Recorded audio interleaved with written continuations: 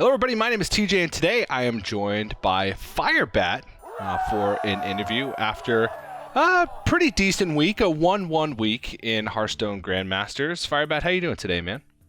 I'm doing pretty good. I was gonna say I've been what I've been doing, but what I've been doing is like researching and talking about the current Hearthstone nerfs. Okay, well that's a good topic to start with, I guess. Nerfs were announced today, so what are your thoughts overall so far on the nerfs? I like both of the nerfs. I think the Guardian Animals one could have been a little bit more of a nerf. A lot of people were having some controversy and some debate whether they liked the Turtlemage Pilgrim nerf or not. So I was like doing some research about it and trying to formulate a solid opinion to make a video on that.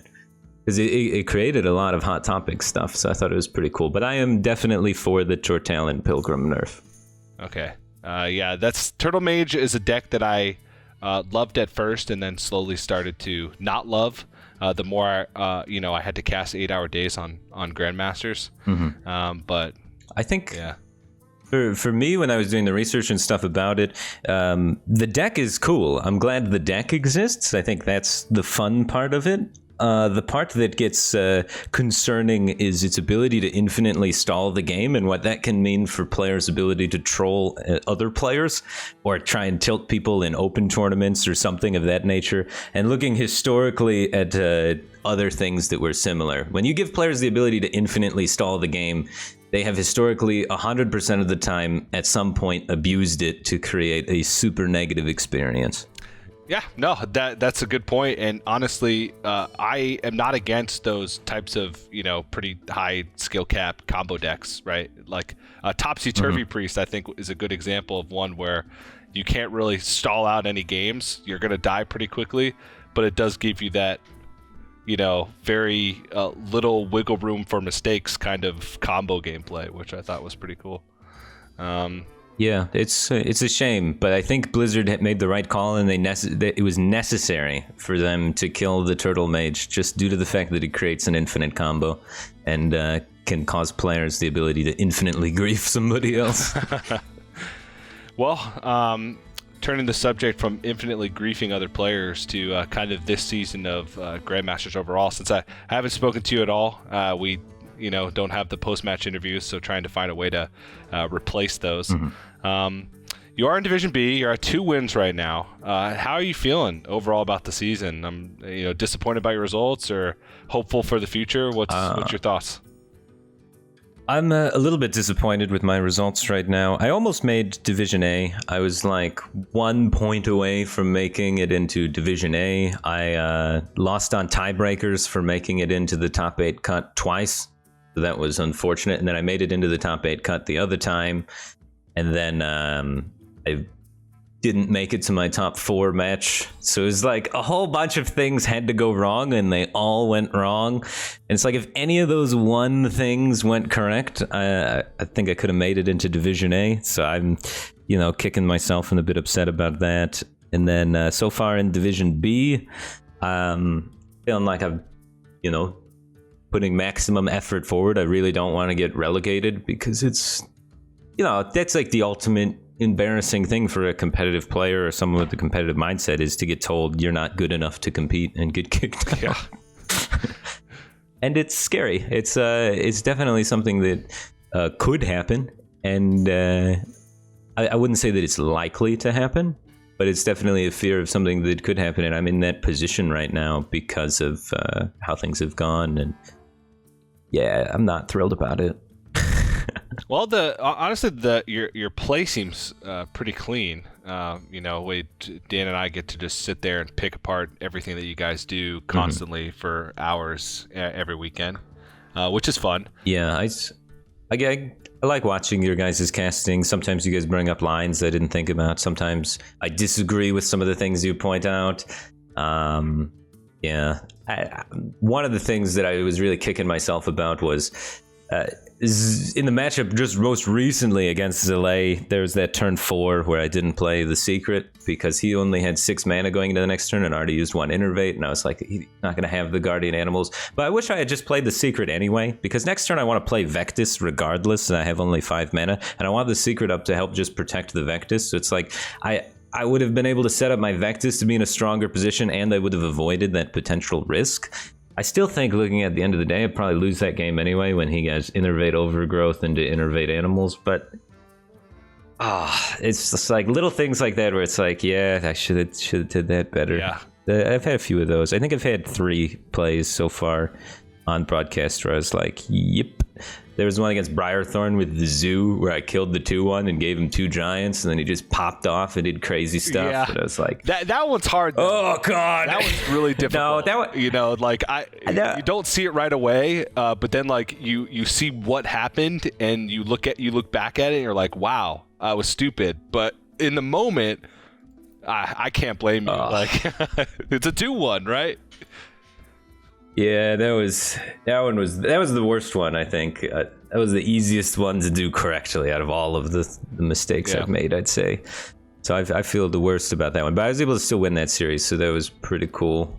But yeah. But this week with the whole Zalay thing, he only had 1 match. So he watched my stream. I was like, wow, Zalay's in my stream every day this week. I was like, Zalay must really like me this week or something. I don't know. Did he at least sub? And then... yeah, I think so. Someone gifted him a sub, I imagine. But yeah, and then all 3 of his decks were anti-aggro decks, and all 4 of my decks were aggro decks. So it was like, all right, this is gonna be fun. Yeah. Like, no way I could win that series. Yeah. You know, Ace Hunter Kreen and you know, no Geppetto in the Malagos Druid. Yeah, the double Crystal Power, no Geppetto. He's got the Ace Hunter, and then he's got the Ice Barrier Turtlemage. And so the strategy with the Ice Barrier Turtlemage is you don't even go for the turtle combo. You go for the infinite Ice Barrier combo. Yep. And so there's no way I could win. Yeah. It's rough. I just got hard countered across the board. Yeah, which also happened to be like Soul Demon Hunter. And I did like the Vectus deck. Actually, you know, you've been bringing sort of spicy decks the last few weeks. With Highlander Hunter the week prior, like a very low curve Highlander Hunter, no Dragon Queen Alexstrasza, top out it, the Bran, and then the Vectus Face Hunter this week. Where do you just kind of test decks all day, test decks on stream? Do you get ideas from viewers or from practice partners, or where do you find inspiration for these decks that really nobody else is bringing? Viewers usually viewers send me something to Deck Doctor. They send me their decks, and then I play it and make changes and look at things. And no one has really ever used Vectus before, and the card is nuts. It's a 5-mana 6/6 with upside, so the card is just good. And I don't know, viewers submit these decks with these cards in them. I play around with them a little bit and then try and make changes, and then usually end up having success. So I had a ton of success with Vectus Face Hunter, and I was like, this is just better than normal Face Hunter. And maybe I didn't have the perfect, most optimal build of Vectus Face Hunter. Since then, people have been tweeting at me slightly more optimized and slightly better versions. But I think at the end of the day, Vectus belongs in Face Hunter in some capacity. I think it's just a good card. I think Vectus is going to get more powerful over time as more Death Rattles and stuff gets introduced into the game. It seems like a strong card. More cheap Death Rattles that you can play on curve. When I was testing the Vectus Face Hunter deck, going into the matches for the weekend, the thing that disappointed me the most was that if you only play one Death Rattle, only one of the whelps copies. Yeah, but you still get both whelps, which is kind of cool. So it's still a 6/6. Yeah, but they're not both Kobold Sand Trooper whelps. Only one of them is a Kobold Sand Trooper whelp if you've only played one. So I was sad about that. But otherwise, I thought it was cool. My argument to that, I argue that even if you just get one Death Rattle whelp, the card is still insanely powerful. Yeah. The card is still like worth its slot and worth its mana cost in that style of deck. Because at the end of the day, you're looking at it's a 5-mana 6/6 distributed among 3 bodies, so it's more difficult for a lot of decks to remove, and you get the extra 3 or 2 damage depending on if it's a Sand Trooper or a Leopardome. So at the end of the day, it's just so much value for the cost, and I love its efficiency. And I hated having the readers in the deck. I don't know, readers just, it felt like at the point when readers were actually getting value were points when Face Hunter had already lost the game. Like that's when your opponent most of the time had already stabilized, and you're going to get these extra cards and they're not going to matter. Whereas Vectus, you play it on 5 and they're like, crap, I'm dead. So I was more into that. Yeah. I mean, you did reasonably well this weekend. You took a win against Rami, but then lost against Zalay, I think in the last match of the weekend. But speaking of Zalay, I guess a little bit, you recently made a move to Vegas and are now close to Zalay, if I'm not mistaken. Is that correct?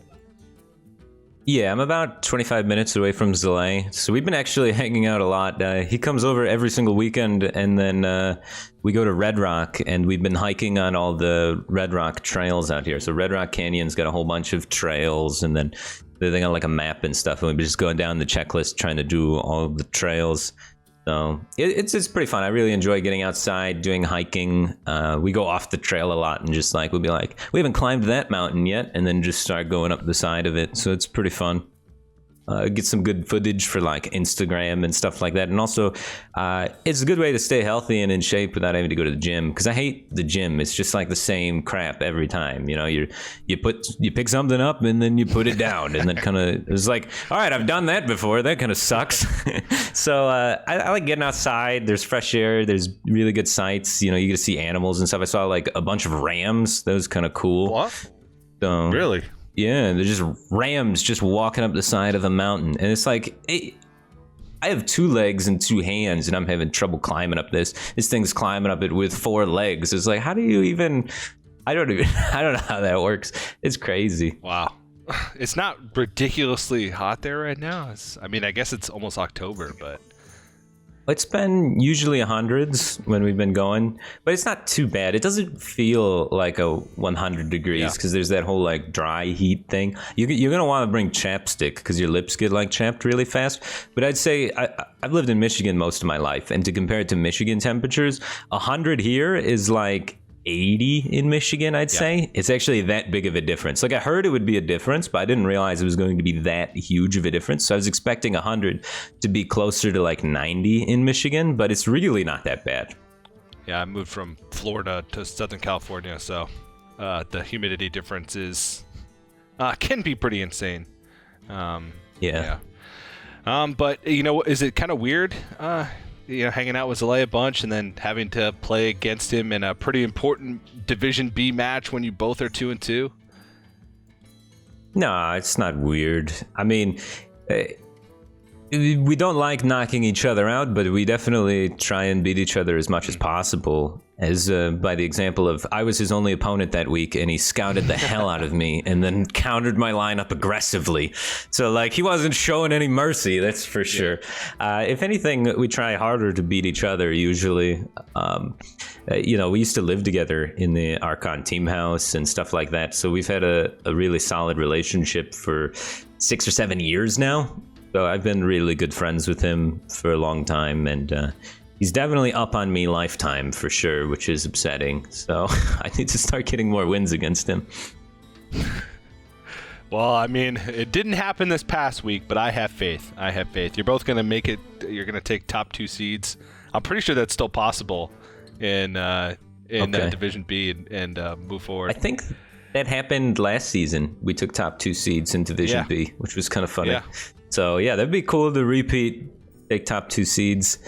I just wish one of us could get in Division A. That would be kind of cool. Yeah. But yeah, you were 1 killing all day loss away from Division A or something along those lines. I don't remember exactly. Oh, it was close. Yeah. There was a 4-way tie potentially where I might actually win the 4-way tie because I had the best performance in one of the top. It was very close. But yeah. I hate being in that position. I didn't watch that week when there was no hands that could pass me. There was killing all day that could pass me. There was ETC that could pass me, and there was someone else that could pass me. And one of the 4 of those guys had to pass me. And coincidentally, all 4 of them made the top 8. So all 4 of them had potential to do it. And I was like, I'm just not watching. I can't. I don't want to stress over seeing the results and stuff. Oh yeah, that was chaotic, but it just goes to show how freaking close it was. Yeah, it was photo finish for sure. Last question I have for you. Okay. You were the OG Grandmasters Libram Paladin, and now Libram Paladin's starting to pick up in popularity. For the record, I don't think these kids. I don't think they got nothing on you.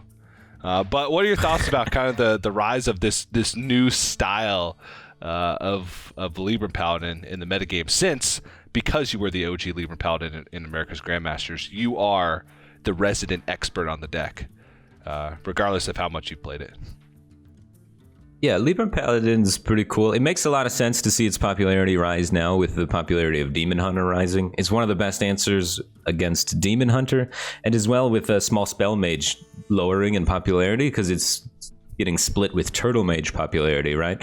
And Libram Paladin, pretty good versus Turtlemage, pretty bad versus Small Spell Mage because of devolving missiles. And Small Spell Mage originally was running 2 devolving missiles. Now they went down to 1, sometimes 0. Sometimes they go back up to 2 occasionally. But most of the time, for the majority, I'd say when I was looking at the data, it's like 1 or none.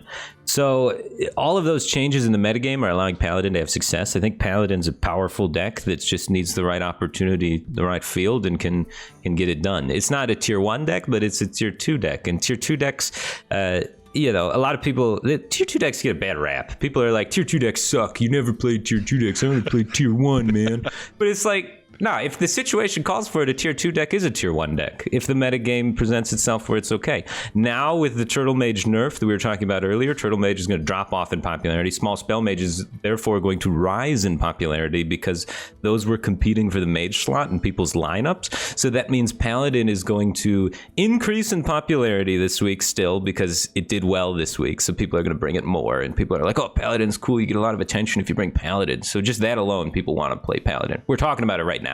It's a popular choice to bring now because it adds style and flair, and people want that. So people are going to bring it more, and it's going to do way worse. Small Spell Mage is coming back in a big way because Turtlemage is going away, and it's not going to do very well. A lot of the druids have been on Malagos lately, though, and it is a little bit better, I'd say, against Malagos druid than the anti-aggro druids.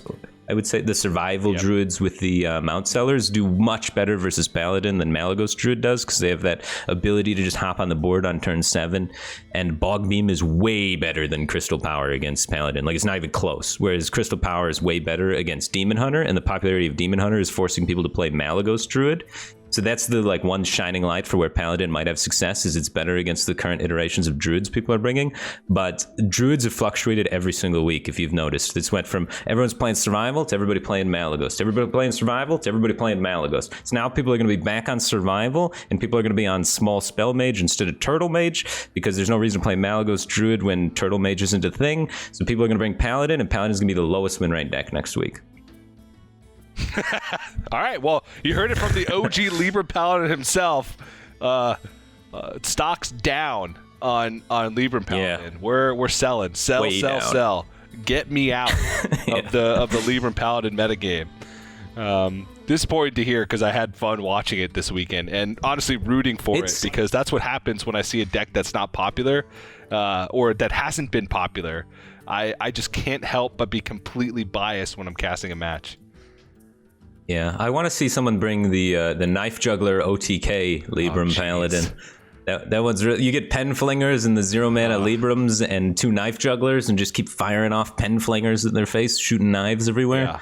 That is a spicy deck. It is terrible, but it is spicy. You have to, if your opponent's at like 25 plus health, I've tried that deck. If your opponent's at like 25 plus health, you have to start almost immediately when your turn starts, because the animation of Libram of Wisdom and Penflinger is just like absurdly slower than most things, slower than the Secret Passage at the beginning of the expansion.